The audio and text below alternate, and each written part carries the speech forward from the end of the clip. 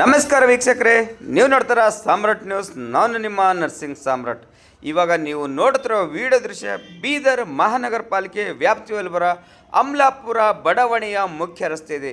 ಈ ಒಂದು ಮುಖ್ಯ ರಸ್ತೆಯಲ್ಲಿ ತಾವು ಈ ಹಿಂದೆ ನೋಡಿರೋ ವಿಡಿಯೋದಲ್ಲಿ ಇದೇ ಒಂದು ರಸ್ತೆಯಲ್ಲಿ ಮಹಾನಗರ ಪಾಲಿಕೆಯ ಆಯುಕ್ತರು 23/5/2026 ಅಮಲಾಪುರ ಗ್ರಾಮಕ್ಕೆ ಬಂದು ಜನಸ್ಪಂದನೆ ಕಾರ್ಯಕ್ರಮವನ್ನು ಮಾಡಿ ಈ ಒಂದು ರಸ್ತೆ ತುಂಬ ಹದಗೆಟ್ಟಿದೆ, ಇದರ ಕೆಲಸವನ್ನು ನಾನು ಕೂಡಲೇ ಕೈಗೆತ್ತಿಕೊಂಡು ಅಮಲಾಪುರ ಗ್ರಾಮಸ್ಥರಿಗೆ ಯಾವುದೇ ತೊಂದರೆ ಆಗಲಾರ್ದಂಗೆ ನಾನು ನೋಡ್ಕೋತೇನೆ ಎಂದು ಮಾತು ಕೊಟ್ಟು ಹೋದರು.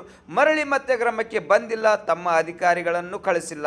ಈಗ ನೋಡಿದರೆ ಮಳೆಗಾಲ ಇರೋದರಿಂದ ಈ ರಸ್ತೆ ಸಂಪೂರ್ಣ ಹದಗೆಟ್ಟಿದೆ. ಯಾವ ಸಮಯದಲ್ಲಿ ಯಾರಿಗೆ ಏನಾಗುತ್ತೋ ಅನ್ನೋದು ಗೊತ್ತಾಗ್ತಾ ಇಲ್ಲ. ಇಲ್ಲಿ ನೋಡಿದರೆ ಬೀದಿ ದೀಪಗಳು, ಬೀದಿ ಕಂಬಗಳು ರಸ್ತೆ ಪಕ್ಕದಲ್ಲಿದೆ. ಈ ರೀತಿ ನೀರುಗಳನ್ನು ರಸ್ತೆ ಮೇಲೆ ನಿಂತರೆ ಇಲ್ಲಿ ವಿದ್ಯುತ್ ಕಂಬದಿಂದ ಕರೆಂಟ್ ಇಳಿದು ಯಾರಿಗಾದರೂ ಏನಾರ ಅನಾಹುತದರೆ ಯಾರು ಹೊಣೆಗಾರರು ಎಂದು ಸಾರ್ವಜನಿಕರ ಒಂದು ಪ್ರಶ್ನೆ ಆಗಿಬಿಟ್ಟಿದೆ.